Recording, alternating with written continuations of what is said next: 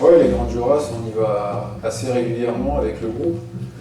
Cette fois, on avait à cœur d'aller à l'Éperon-Cros. Et puis on s'est dit, tiens, on va prendre 2 petites caméras et puis les jeunes, Max et Seb, font la voix off. Alors, ça avance cette voix off? Ah, on est sur quelque chose.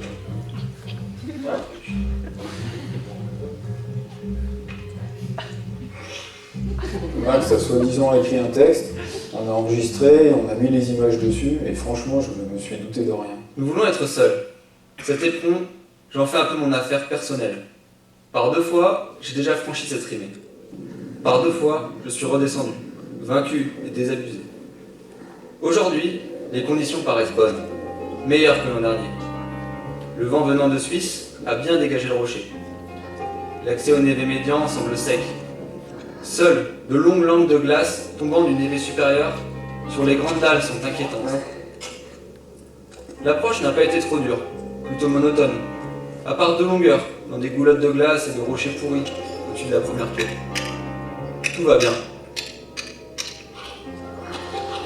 L'été a été très beau. Avec toutes les courses que nous avions faites, nous aurions dû être rassasiés. Mais peut-être que le pilier central de Fresnay, le face nord des droites, le pilier Bonatti, toutes les autres, avec leur topo, leur graduation, leurs horaires à ne pas dépasser, nous avaient laissé une sorte d'amertume et d'insatisfaction. Alors nous avons refait nos sacs et nous sommes repartis vers l'aventure. Je me répète, que fais-tu ici en plein hiver? Tu sais bien que tu vas souffrir du froid, de la faim, peut-être mourir? D'aucuns disent que cette montagne est belle. Hier, elle était sinistre. La sombre harmonie de ces névés et de ces rochers avec quelque chose de funèbre. Aujourd'hui, c'est l'hiver. Avec le froid et la neige, tout a pris une autre dimension. Nous voulons nous enfuir, disparaître pour échapper à la routine et aux soucis quotidiens. Il y avait vraiment un truc qui me semblait bizarre dans leur texte. C'était... Bon, franchement, je saurais pas quoi te dire là, mais c'était bizarre. Et enfin bref, et du coup, la première ascension en hiver, faite par Jean-Claude Marmier et Georges Nominet en 1971, c'est une histoire assez incroyable puisque on sait qu'ils étaient suivis par la cordée Mousseau de Maison. Ils se retrouvent quasiment le même jour, au même endroit, avec le même objectif. Et de Maison, en grand seigneur, voit que la cordée est déjà engagée dans l'Éperon-Cros, fait demi-tour, va rechercher du matériel à Chamonix et décide de tenter la directissime, ce qu'on appelle maintenant la Mousseau de Maison, qui se solde par la mort de Serge Mousseau et puis le livre que tout le monde connaît, 342 heures dans les Grandes Jorasses, une histoire incroyable. Jean-Claude Marmier, c'est quand même le premier chef du groupe militaire de Haute-Montagne. C'est quelqu'un d'important. Il est décédé en 2014. Et depuis, j'avais toujours eu un petit peu cette idée en tête. Je l'ai proposé à Seb et Max en début d'hiver. Je me suis dit, tiens, si pour lui rendre hommage, on pouvait aller à l'Éperon-Cros cet hiver, ça serait vraiment une bonne chose, quoi. Ce que nous craignons le plus ne s'est pas réalisé. Personne ne nous suit. Notre rêve ne se transformera pas en une compétition ridicule entre cordées devenues rivales. Cet après-midi, 2 hommes sont passés à nos pieds. Minuscules fourmis noires, courbées sous d'énormes charges.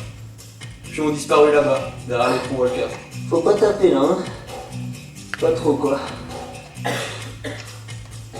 Un hélicoptère nous survole. Loin de m'encourager, sa présence m'est déplaisante. L'idée seule que d'autres hommes sont à proximité de notre paroi nous est insupportable. De toute manière, au point où nous en sommes, personne ne peut plus rien pour nous.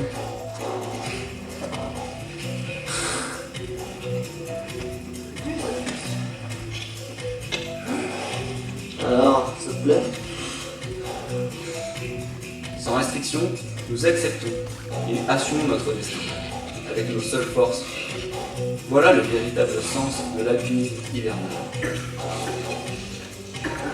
Le sommet est proche, très proche. Malgré le froid, la soif et la faim, je sens monter en moi la sensation étrange d'un plaisir et d'une ivresse dont je n'imaginais pas l'existence. Quelle chose merveilleuse que de voir doucement se rapprocher, au rythme de ses muscles, l'arête fêtir les Banjoras pour un froid matin d'hiver.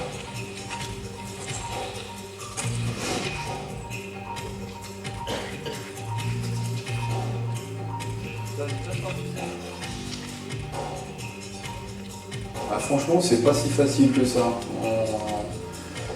Mais par contre, comme toutes les voix que j'ai faites dans ces Banjoras, c'est vraiment une ligne qui est esthétique et très logique. Et on a été embêté par de la neige fraîche qui s'était déposée sur les dalles. Ça a été ça les principales difficultés.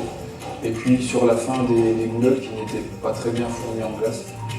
Mais globalement, on a quand même eu des bonnes conditions. Voilà, ouais, pour la voix off, je me suis fait avoir, hein. Ils ont été malins, les deux jeunes. Ils ont juste enregistré un vieux montagne alpiniste de 72, écrit par Jean-Claude Marmier. On a mis les images dessus, et puis au final, c'est pas trop mal. Une rude bourrade, une solide poignée de main, nous avons du mal à exprimer la joie qui nous envahit.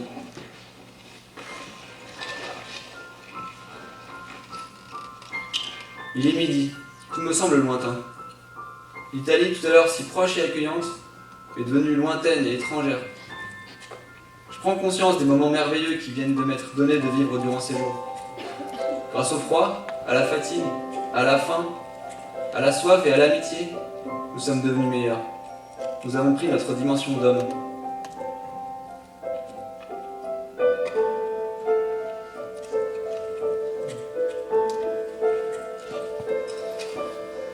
Allez Sylvie, courage.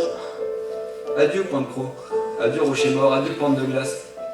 Vous nous avez aidés à mieux vivre. À travers votre froideur impersonnelle, nous avons senti la vie et l'enthousiasme de tous ceux qui, par une nuit remplie d'étoiles, se sont élancés pour tracer un chemin dans vos flancs.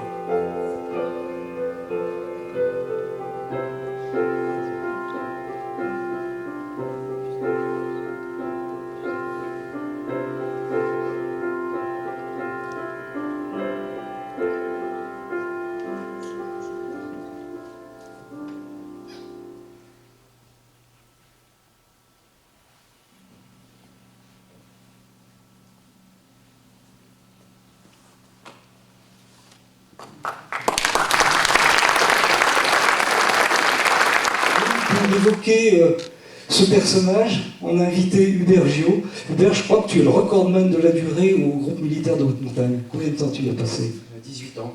18 ans. Tu as commencé à quelle date?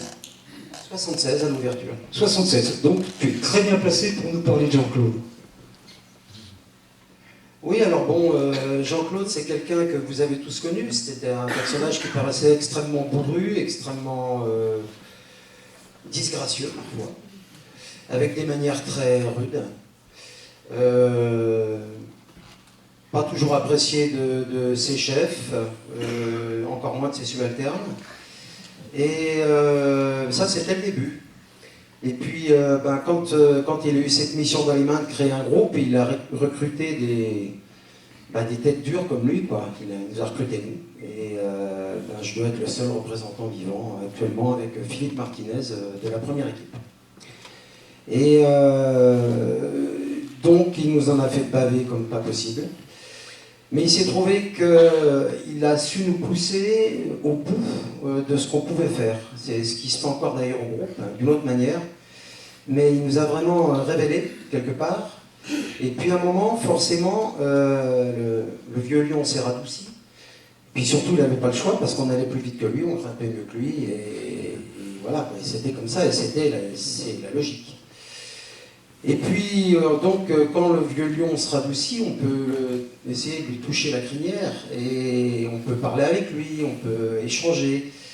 Et c'est vrai que quand on échangeait avec Jean-Claude, on s'apercevait que c'était quelqu'un qui avait un cœur énorme, d'abord, qui cachait ça sous une carapace. Il ne voulait rien laisser passer, rien laisser voir. Et c'était un garçon adorable. Voilà. C'est un garçon adorable qui nous a donné beaucoup, qui a donné beaucoup à l'alpinisme, au niveau national, au niveau international, qui a su créer une aura autour de lui, mais sans celle qui a venu à lui, c'est pas lui qui l'a demandé.